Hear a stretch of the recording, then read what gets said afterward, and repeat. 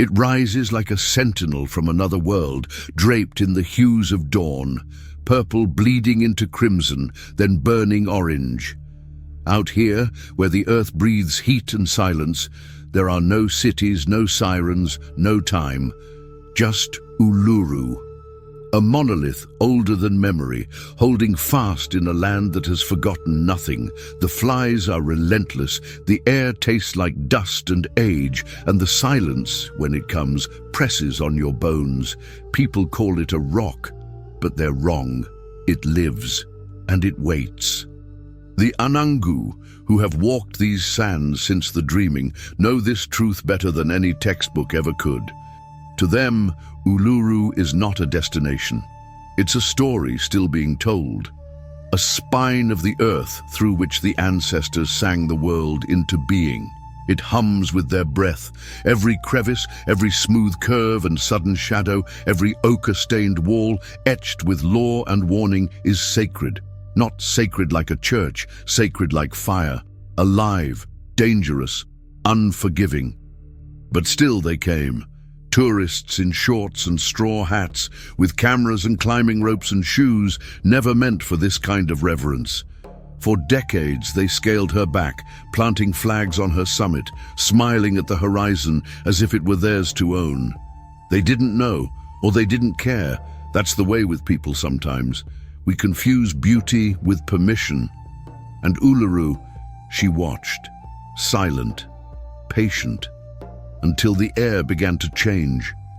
They said it was just bad luck, that cameras stopped working because of heat, that people got dizzy because of dehydration, that storms came in from nowhere because that's just the desert. But the Anangu had another name for it, Tjukurpa, the law. The stories that shape reality like wind shapes sand, and in those stories, when a sacred place is disrespected, it does not forget. It responds. There's a story about a man who laughed at the warnings and climbed anyway.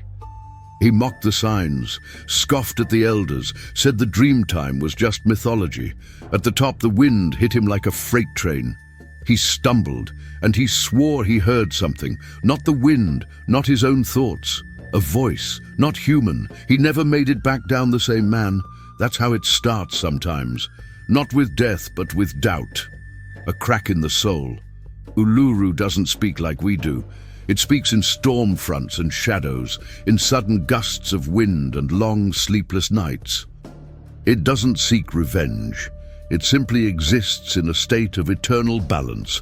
But when that balance is broken, the cost is often paid in ways we're not prepared to understand. So ask yourself, when a place that has stood for over 600 million years begins to whisper your name in the rustle of spinifex and the scuttle of lizards, do you answer?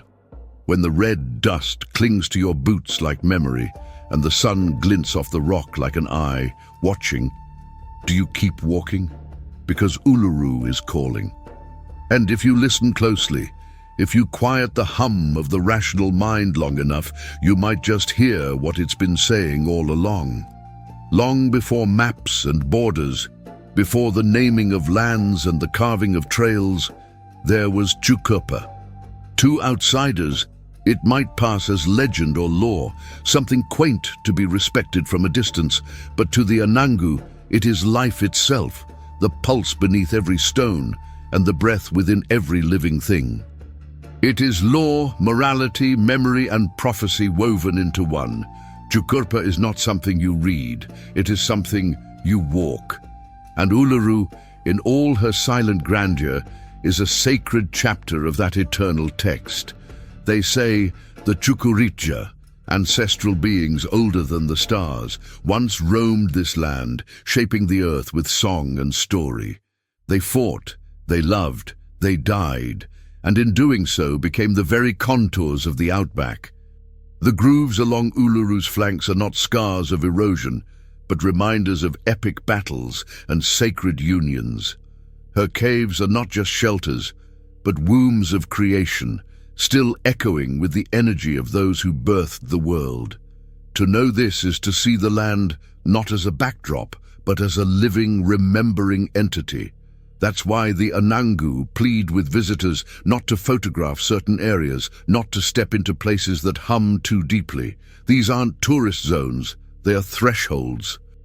Cross them thoughtlessly, and you risk more than just a fine or a lecture. You risk waking something ancient. There was a boy once, barely out of uni, who laughed when told to stay away from a particular cave. He said he just wanted a picture, something to impress his mates back home. As he lifted his phone, the wind surged. Dust swirled upward like a veil torn from the ground. The device slipped from his hands, landed hard, and went black. But it wasn't just the tech that failed. That night he couldn't sleep. He spoke of whispers just beyond hearing, of dreams too vivid to be dreams at all. By morning, he was gone. They found him 2 days later, curled under a ledge near Mutitjulu, barefoot and shaking. He didn't remember how he got there, but he wouldn't speak of what he saw. He just kept repeating one word, Tjukurpa, over and over, like a mantra or a prayer. Science would call it a stress reaction. But the Anangu knew better. They always do. This isn't superstition. It's not about curses or ghosts in the dark. It's about relationship between people and place, story and soul. Uluru is more than stone. It's a custodian. And when its teachings are ignored, it doesn't punish. It corrects. Sometimes with wind, sometimes with silence, and sometimes with the quiet unraveling of certainty. They arrive by post, wrapped in guilt and desperation. Small packages bearing stones, handfuls of red sand, even twisted twigs. Inside, letters handwritten in shaky ink beg for forgiveness. "Since I took this, everything went wrong," one says. "Please return it to the rock." The rangers at Uluru Kata National Park know them well. They call them apology parcels. There are hundreds, maybe thousands. Each one a story of luck turned sour. It's easy to scoff. A pebble in your pocket can't wreck your life, right? But the stories persist. Car crashes, sudden illness, job losses, marriages falling apart. Even deaths, unexplained, abrupt. Many who took souvenirs from Uluru later confessed to feeling watched. Not haunted in the Hollywood sense, just observed, judged. As if the land itself noticed the theft, and something deep beneath its skin stirred in response. There's the story of Miriam, a woman from Perth who pocketed a small, smooth stone during her honeymoon. Within months, her husband was gone, an aneurysm while he slept. Her house caught fire. Insurance refused to pay. She found the stone one morning, half buried in a drawer she hadn't opened in years. That afternoon, she posted it back with a letter soaked in regret. The Anangu don't speak of curses. That's not their way. To them, it's simple. Uluru is part of a network of sacred balance. Take from it, and the imbalance echoes outward. You bring disturbance into your life because you've disrupted the ancient storylines. The dreaming remembers. It doesn't need revenge. It simply restores order in the way nature always does, quietly, without mercy. There's a ranger, old, weathered, barely speaks, who sorts through the returned packages every week. He doesn't read the letters anymore, says he doesn't need to. The energy of the items tells him all he needs to know. Some burn to the touch, he claims. Some feel cold, like river stones in midwinter. But all of them carry weight, guilt, sorrow, something more. He buries them near the base of the rock, where the Tjukurpa might take them back. In one story, a man walks into the visitor center holding a tiny chip of rock.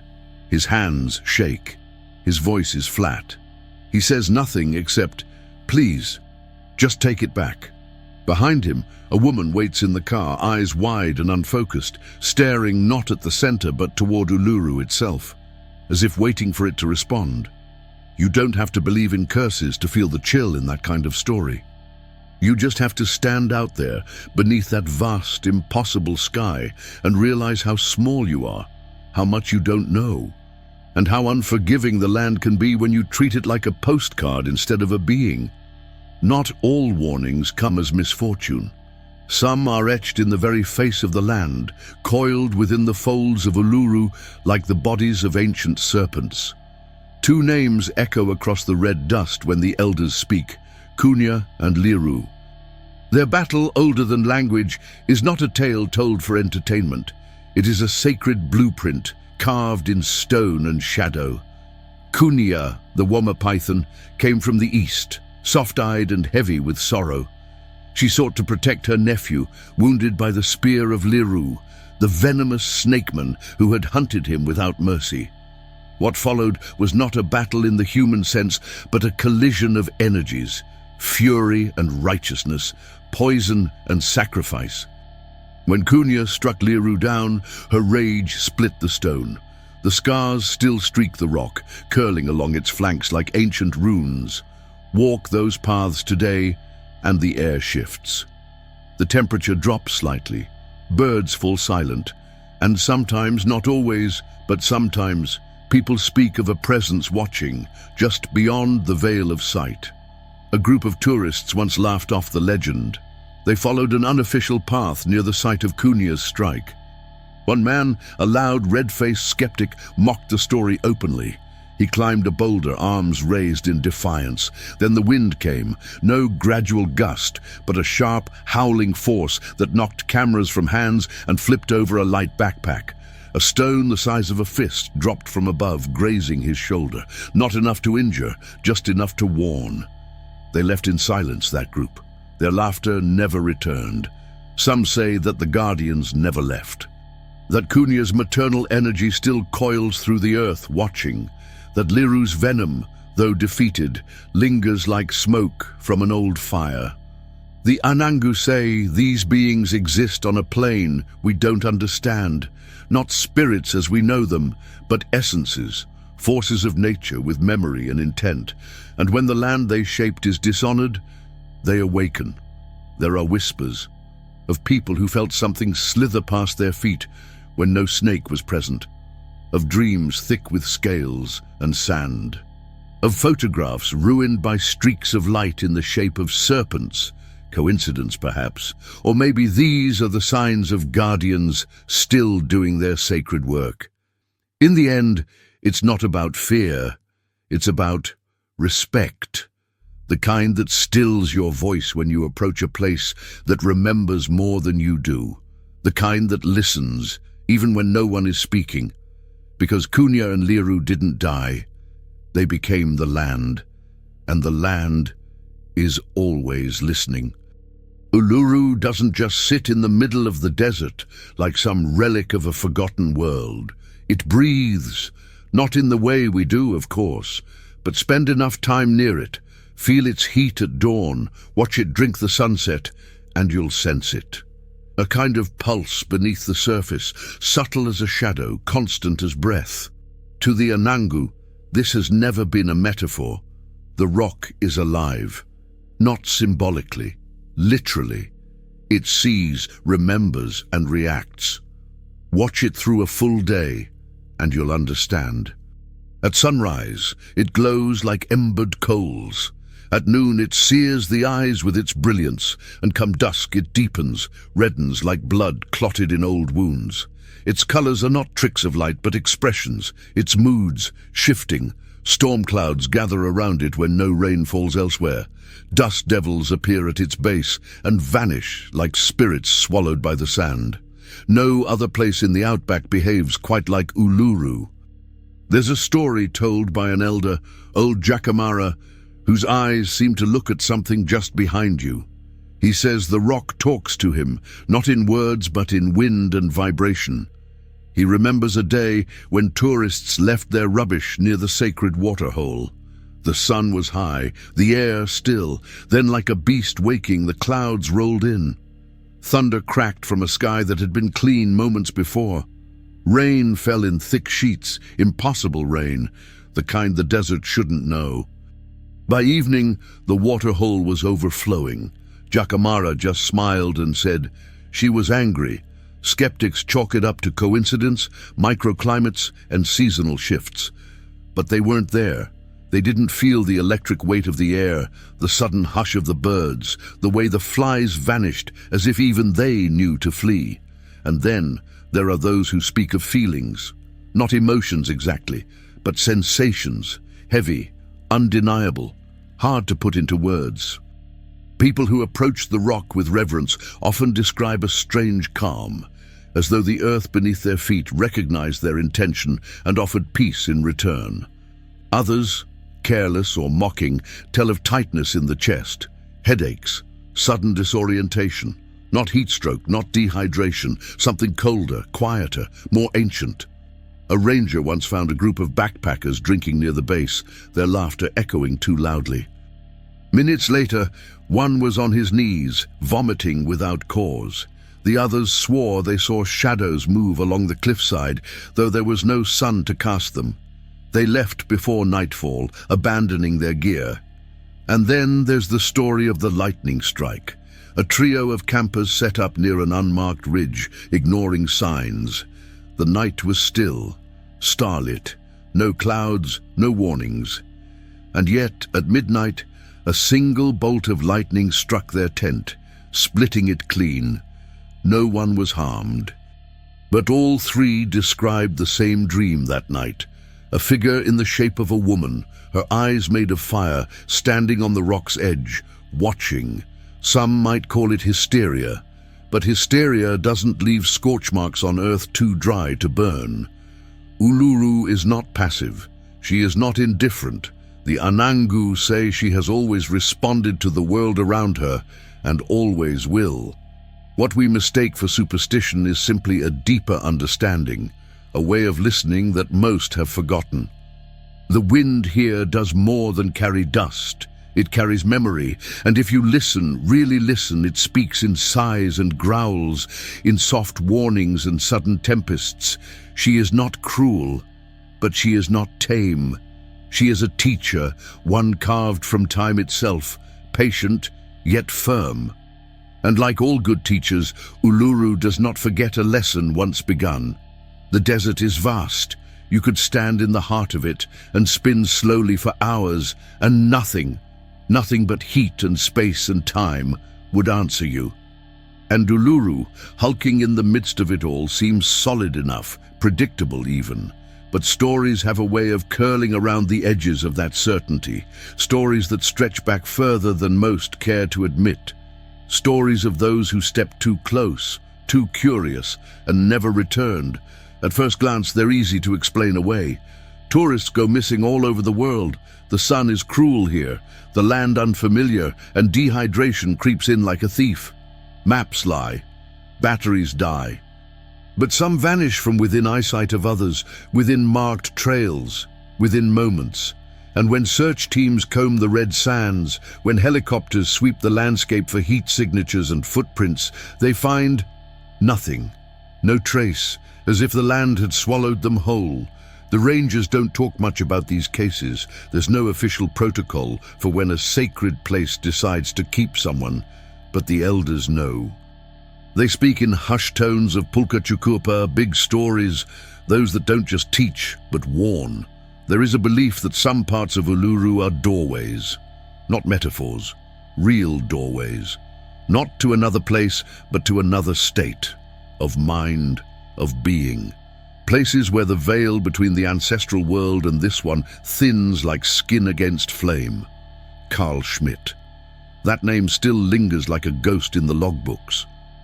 A German backpacker, quiet, respectful, a solo traveler who knew the risks and followed the rules, until he didn't. His last sighting was at the edge of a known restricted zone, near a jagged outcrop called Walpa, where the wind speaks louder than anywhere else. He waved at a fellow hiker, smiled, turned, and was never seen again. No shoes, no bag, no body. His camp remained untouched, his food still sealed, his journal open to a page that simply read, "It's watching." Then there was Jodie Burns, a uni student from Melbourne, who wandered off trail after spotting what she thought was a wall painting reflecting in the rock face. She left a voice memo on her phone. It was recovered days later, buried in sand. In it, her voice is calm but unsettled. "I think I've found something. It's not a cave, but it looks like it. Something's inside." The final seconds are filled with static, then silence, broken only by what some claim is a distant humming. No one ever finds these caves. Not really. Sometimes a ranger goes looking. Sometimes they see markings that weren't there before, stone patterns that resemble tracks, then fade. And sometimes, just sometimes, those rangers walk a little slower near certain corners of the rock. The Anangu never say, "vanished." They say Uluru took them, not in anger, not as punishment, but as consequence. They say the land decides who is ready to know more, who is foolish enough to demand answers not freely given. In 1987, a group of amateur spiritualists set up camp near a known sacred section, intent on communing with the dreamtime. The next morning, one of them was missing. The others remembered nothing between dusk and dawn. Their watches were hours out of sync. Their campsite had shifted 6 meters to the west, though none recalled moving. They left that day. One later wrote a book. He never mentioned the missing woman. But in every photo from that trip, there's a shadow, oddly shaped, lingering just behind the rock. Disappearances. Not all are permanent. Some come back, changed, speaking softly, eyes too still. Some don't talk at all. One man, an American author researching Aboriginal myths, was found days after his partner reported him missing. He was walking barefoot, eyes closed, hands covered in ochre. When asked what happened, he whispered, "I went beneath." He never elaborated. He moved back to the States and stopped writing altogether. You can call them myths if you want. Say the desert plays tricks on the mind. That heat fractures reality, and thirst brings hallucinations. But what if it's the opposite? What if, out here, the veil lifts, not clouds the mind, but reveals it? What if Uluru doesn't take people to punish or protect, but to show them something we're not meant to see? And what if the real reason people don't return is that they choose not to? It starts with a twinge, not quite fear, not yet, just a flicker, a wrongness too faint to name, a shimmer in the air that doesn't belong. Then the silence shifts. It isn't quiet anymore. It's listening. And those who come too close to the sacred veins of Uluru without the proper reverence, they feel it, in the bones, in the blood. Some call it awe, others madness. They say the land doesn't move, but minds do. And Uluru, as silent as it stands, has a way of tilting them. There are stories of people whose thoughts unraveled like rope too tightly wound. It's not the sun, not the heat. It's something else, something older than memory. In 2005, Sarah and Tom Pritchard, tourists from the UK, ignored posted warnings and set up camp just beyond the legal boundaries of the park. It was a still night, windless, cloudless, eerily calm.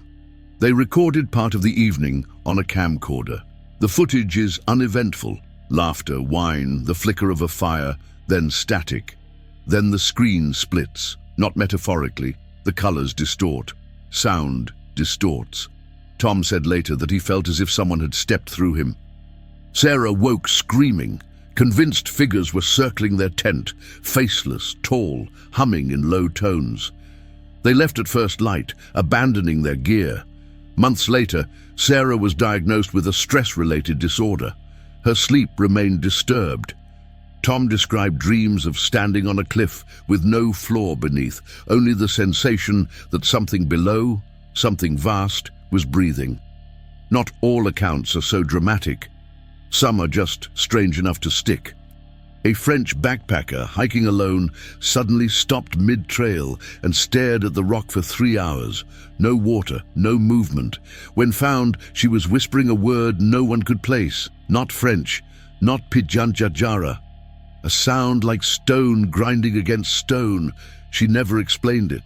One ranger remembers a man found walking in circles near a restricted gorge. He was murmuring what sounded like coordinates over and over. When asked who he was, he answered with a name that didn't match his ID. When pressed further, he looked directly at the ranger and said, "I'm not the one who left." It's easy to laugh these stories off. Desert psychosis, the experts call it, sunstroke, isolation, dehydration. But these events don't happen just anywhere in the Outback. They happen here, near the same paths, near the same sacred marks, near the same caves where the Tjukurpa still stir beneath the skin of the world. The Anangu don't speak of madness, they speak of disharmony. When your spirit clashes with the land, when your presence is not welcome, Uluru doesn't scream or strike, it waits. It hums at a frequency you can't hear, but your mind can, and it begins to drift. A woman once said she felt as though her thoughts weren't her own anymore, that they'd been plucked from her like feathers. Another claimed to have seen a version of herself walking away deeper into the red dust while she stood frozen. Most laugh when they return to the visitor center, shake it off. Blame the sun, but they leave fast, and few come back. Sometimes the rock doesn't need to claim you entirely. Sometimes it just touches your thoughts, bends them slightly, reminds you how little control you truly have. It's not cruel, but it is exacting. There's a hunger in certain hearts, something restless, insistent. The need to push boundaries, to unearth what lies buried. It has driven explorers to the ends of the world, and it brought them here, to Uluru. Long before the word tourist found its way into brochures, long before drone cameras hovered above the sacred red skin, there were men with maps and journals, and the arrogance to think they could name what already had a name. William Goss was the first European to lay eyes on the rock in 1873. He called it Ayers Rock after a colonial official. The Anangu, watching from the shadows, said nothing. Not then, but their stories remember. They say Gossi attempted a climb, that his boots slipped on the stone even when the ground was dry, that a gust nearly flung him back down. He laughed it off, blaming the angle.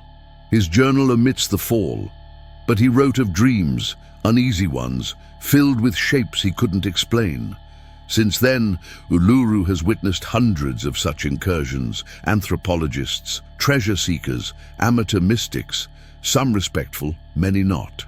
And the land, quiet as ever, responded in its own way. In the 1970s, a mining company attempted to drill nearby, testing for potential mineral wealth. The project was brief.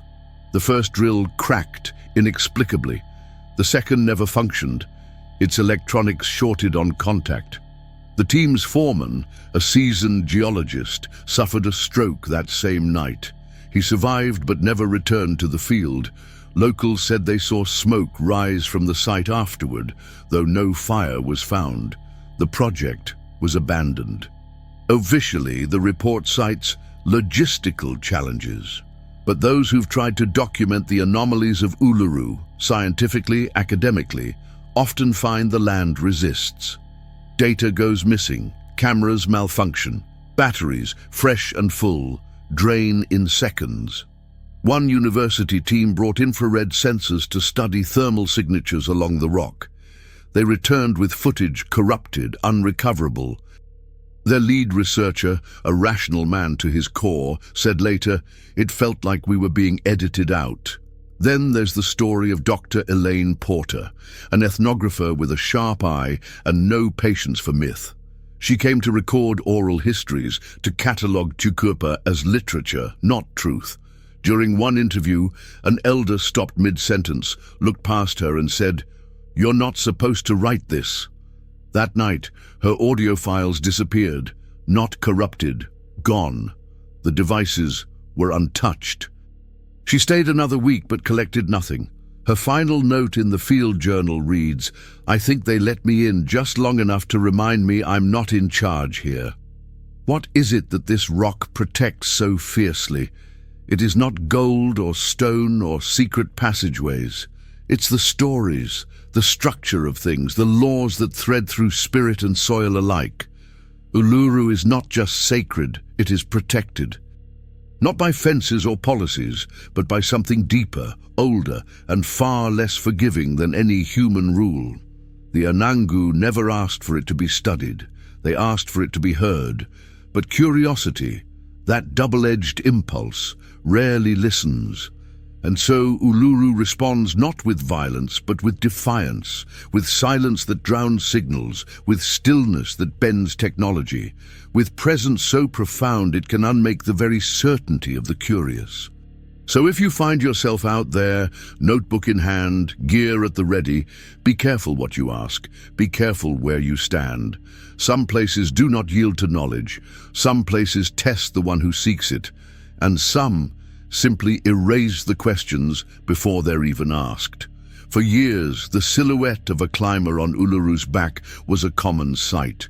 Tiny figures etched against the sky, scaling a giant who never consented. Tourists came for the thrill, the view, the claim. I did it. I conquered the rock. They called it adventure. The Anangu called it desecration. And for a long time, the silence between those two truths echoed loud enough to drown understanding. But change, like all sacred things, moves slowly. In October 2019, that silence broke. The climb was closed, permanently. No more ropes, no more boots scraping skin older than continents. It wasn't just a regulation, it was a reckoning. For the Anangu, it meant something had been returned, not land, not sovereignty, but dignity. The right to say no and be heard. Since then, the atmosphere around Uluru has shifted. The land feels lighter, some say, less agitated. Rangers report fewer incidents. There are still visitors, still cameras, still questions, but there's something else now too. Pause. People stop. They read, they listen. Not all, but many. And for a place that measures time in geological heartbeats, even that small shift is monumental. Eldangalanka, a woman whose voice carries like wind through spinifex, said the first morning after the ban felt different. The rock was still, like it was breathing easier. She led a ceremony that day, smoke rising in soft spirals, songs drifting into sky, not for tourists, for the ancestors, for the land, for balance. And something began to return. Visitors began sending letters, not of apology, but of gratitude. Notes pinned to maps and journals, saying things like, "I didn't climb. I sat. I listened. Thank you." One family from Japan brought their children to walk the base, teaching them the Tjukurpa stories carved in silence along the path. They left a paper crane beneath a tree, not as an offering, but a gesture, a whisper. "We see you. We respect you." In the stillness, more was revealed. The ochre of the rock deepened. Rain returned after long drought. Flowers bloomed in patches thought long dead. Scientists noted shifts in weather patterns, unremarkable in data, but not in feeling. The Anangu said Uluru was speaking again, not with warning, but with welcome. There's a park ranger, one of the few non-Anangu who's been trusted to walk certain hidden paths. He tells a story of a morning patrol just after the ban. He found an elder sitting alone, her hand pressed against the stone. When he approached, she smiled, but didn't speak.